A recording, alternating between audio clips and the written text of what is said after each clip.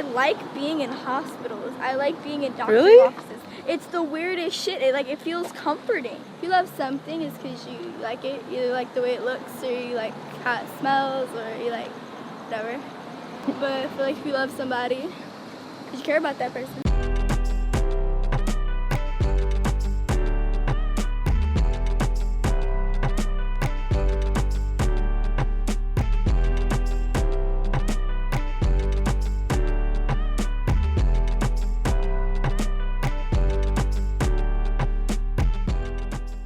Hi, this is Lauren Engel. Today I'm here with BHAD BHABIE. Hi. So you're born in Boynton Beach? Yes. And are your parents from there as well, or? Well, my mom is from Brooklyn. Oh. Yeah, I don't really know about my dad. Yeah. So she moved to Florida for a job, or? No, just because she felt like it. Oh, nice. And all the rest of your family's in Brooklyn, or? Mm-hmm. Yeah. Are you still close to them, or not Of so course, much? yeah. When you were growing up, what kind of music was she playing in the house? T-Pain, Plies, Trina, Flo Rida,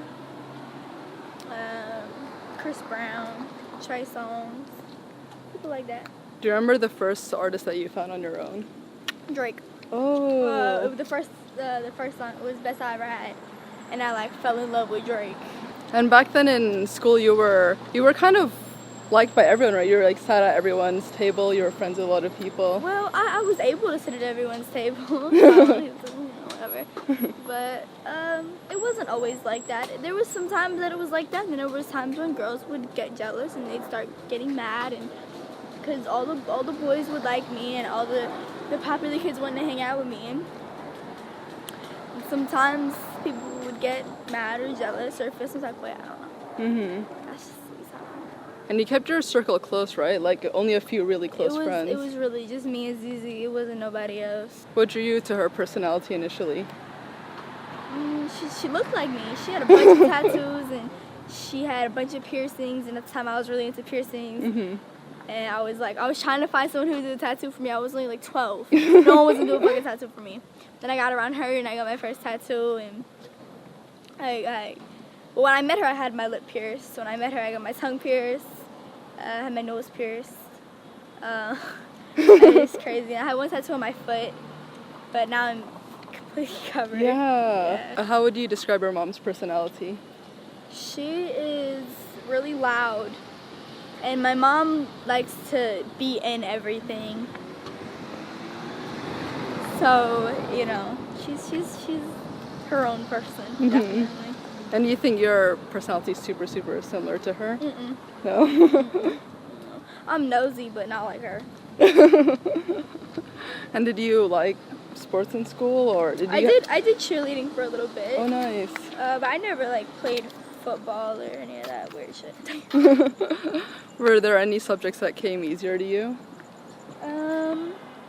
Math. I never did like science at all. I never liked science. Fuck science. I still don't like. Well, that's cool though. Math is hard. Yeah, I was pretty decent in math because as soon as you figured it out, then you could just do it. Mhm. That's all it really was. Yeah. And at that point, you kind of wanted to be a nurse, right? Mhm. Yeah. What kind of drew you to that? Was it from your mom, or? No. I like working with, for some reason, I like being in hospitals. I like being in doctor's offices. It's the weirdest shit. It feels comforting. What about it? I don't know. I really don't know at all. But it's if I'm sick, I'll be like, hey, take me to the hospital. I just want to chill there. I like hospitals. I don't know. It's weird. What career is your mom in, or back then? She doesn't work right now. She hasn't worked. She used to be an accountant. Oh. Yeah. Where do you think you got your creative sense from? Well, I don't really know. No one in my family really has ever done music. I have some cousins who like art, shit like that. Mhm. Well, what are the other careers of the people in your family? What do they do? Well, my uncle is not carpenter. What's it called? Tiling. Oh, okay. That type of shit. Mhm. I don't think my aunt ever worked. I don't know. Yeah, my grandmother used to work for like a telephone business or something like that. Yeah. She used to answer the phone for some. It was like the electricity shit, but she used to be like on the phone. I don't know, some shit like that. Can you describe the house that you grew up in? Like, what did it look like? I grew up in a greenhouse on a cul-de-sac, and had 3 bedrooms. They were really tiny though. What was the style like? It was just a modern little house. But you didn't live near your friends, right? They lived on the other side?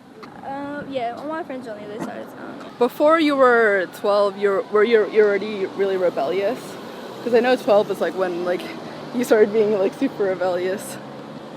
Yeah, that was my little point where I started going super sane. Yeah, that was really.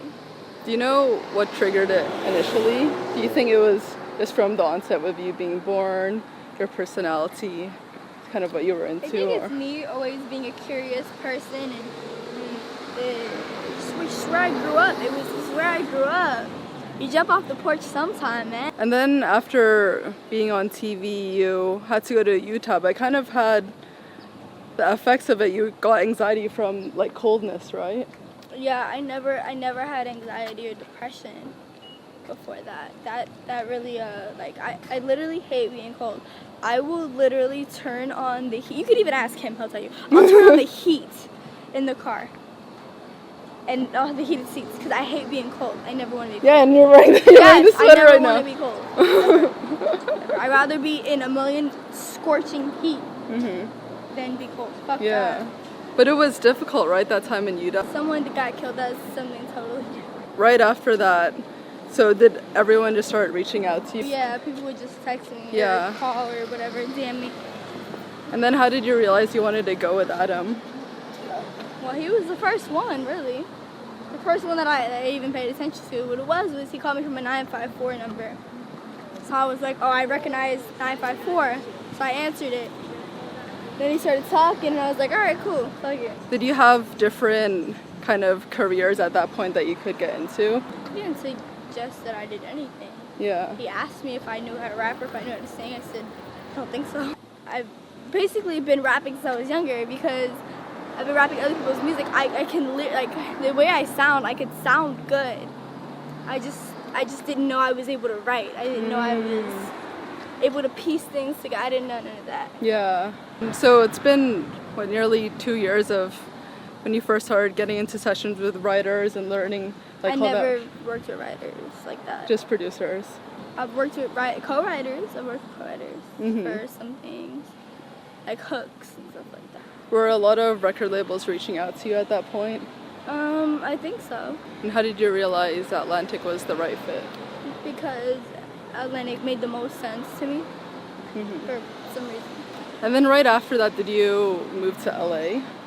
I had been living in LA for a little while. I had been living in LA for probably like 6 months before I signed my deal. And you moved here with your mom more.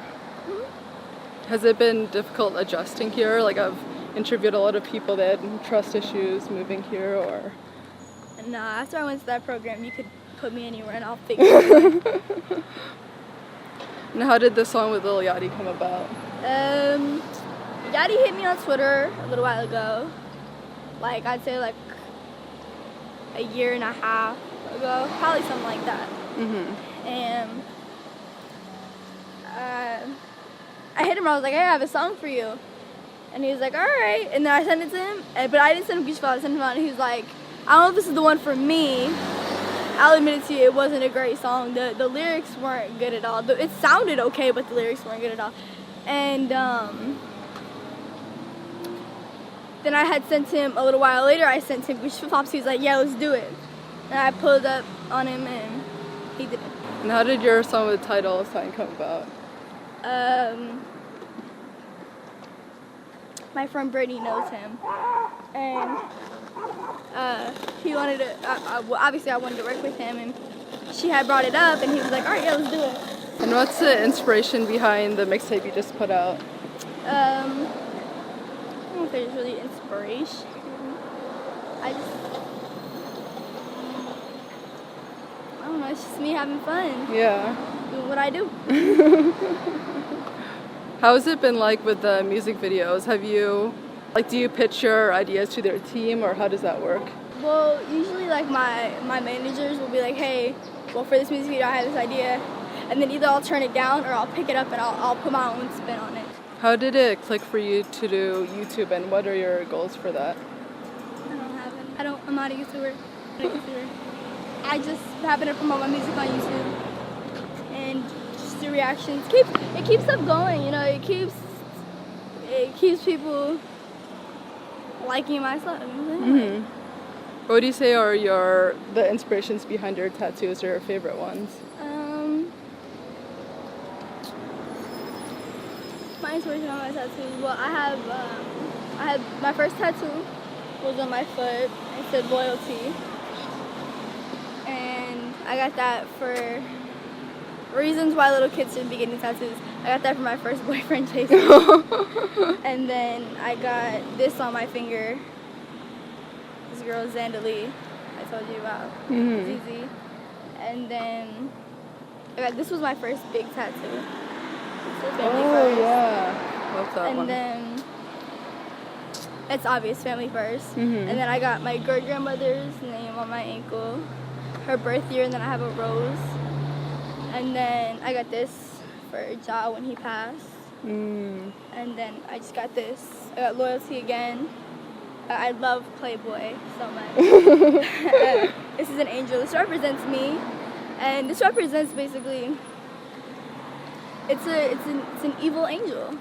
It's a devil's angel. It's me. And then I got this for my brothers. So you have 2 brothers, or? No, well, they're not my blood. I have 3, but none of them are my blood. I have tattoos for all of them. This one and then these 2. How was your relationship with your mom growing over time? Well, I mean, when I was younger, you know, parents and kids fight. It's a normal thing. Mine just happened to be broadcasted on live television. Yeah. You know, like, not really much I could do about that. Yeah. How about now? We're fine, you know. Just chilling. And one day you want to move to Atlanta, right? Yeah, I want to move to Atlanta, or I want to move to Miami again. Do you know when, or just kind of in the future? Probably when I'm like 18. How do you say your music has changed since the early songs you made? Or drastically. Yeah. You can see on the tape, you can see the change on the tape. Look at the song, Bitch, I'm About That, and then look at the song, Juice. You'll totally see a difference. About That was one of my first songs, and then Juice is one of the songs I most recently recorded. That was added to the tape late as fuck. Oh. Yeah, that was the last song that we added to the tape. Was that a conscious decision that you wanted to change up your style? Yeah. No, well, it's the same thing. You could just hear the sound is different. You could just hear not the sound, but it sounds better. It's the same idea, it just sounds better. Do you think in the future soon your style will change again? Oh, of course. Yeah. What would you say have been your biggest challenges so far recently? I'd say getting this tape together and out the door. Definitely. What does love mean to you? What does love mean to me? I don't know.